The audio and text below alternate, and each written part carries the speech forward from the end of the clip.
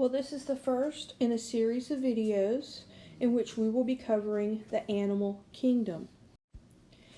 Animals are characterized as being multicellular eukaryotes, meaning they're made up of many cells, they have a nucleus. They're all heterotrophs, meaning they need to eat. Most of these will have some part in their life where they're modal, meaning that they can move. And then another key characteristic is that they'll have a period of embryonic development.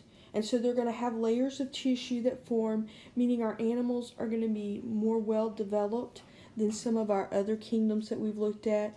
You're going to see specialization, you're going to start to see organ development. So what is an animal? It's a multicellular organism that's going to need food, water, and oxygen to survive. For getting the food, we can take the heterotrophs and divide them down into the carnivores, the herbivores, and the omnivores. Now we've been covering the animals for about a month now, the animal kingdom. And the animal kingdom has 12 phylums. And of those phylums, we've covered roughly around 11. And those were all invertebrates. So around 95% of our animals are invertebrates. That leaves the remaining 5 being vertebrates, or those organisms that have a backbone.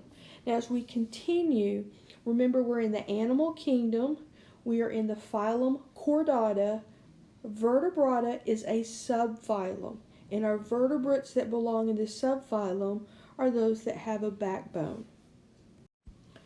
So what exactly places an organism as a chordate, or in the Phylum Chordata? There are 4 characteristics an organism needs to have in order to be in the Phylum Chordata. They need to have a notochord, they need to have a postanal tail, pharyngeal gill slits, and a dorsal hollow nerve cord. So the diagram that I have up here is a typical lancelet. We do have slides of these in the lab, and you would need to be on low power in order to see all the structures. But this lancelet has all of those characteristics: the notochord, the dorsal hollow nerve cord, the pharyngeal gill slits, and the postanal tail. So what exactly are these structures? Well, the notochord in most skeletons, ultimately in the adult form, is the gelatinous material that's in between the vertebrae in your back. The dorsal hollow nerve cord ends up forming the brain and the spinal cord. The postanal tail is only present in the embryonic stage of humans, but in other animals it is the development of the tailbone, and this is where you have the spinal cord and the vertebrae. They're going to move on past the anus.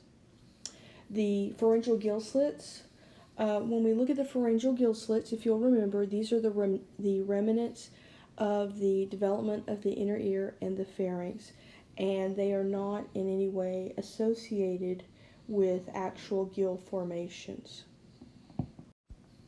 And so here we have a close-up of the lancelet, and when we're looking at the lancelet, one of the things we can do is we can see right along in here we have that dorsal hollow nerve cord. We have the pharyngeal gill slits here. This is the notochord, and then right here is the postanal tail. And again, that would not be present in a human. It's only during the embryonic development. Now we can take the Phylum Chordata and we can break it down into 3 subphylums. I've already mentioned Vertebrata, and the bulk of our discussions for the animal kingdom for the rest of the year will be working with the subphylum Vertebrata. However, there are 2 smaller subphylums I do want to mention to you. There's the Yura Chordata, and there are the Cephalochordatas. With regard to the Yura Chordata, an example would be a tunicate or a sea squirt.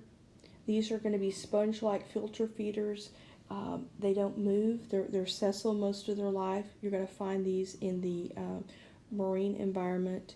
And the reason these are placed in a separate subphylum is because of the four requirements of chordates.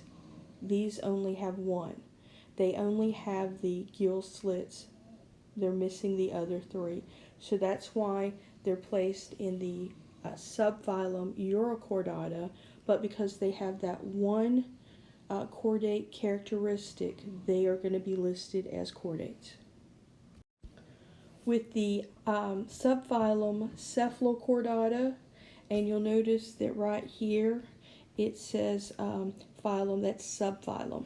The subphylum Cephalochordata, the example would be a lancelet. It's a primitive fish-like organism, but this is always used as the ideal chordate because it does show all of these structures very clearly. I've gone over these on the previous slides, but you can see the notochord, the dorsal hollow nerve cord, the pharyngeal gill slits, and then that postanal tail. Now, in our future videos, we will be looking at the subphylum Vertebrata.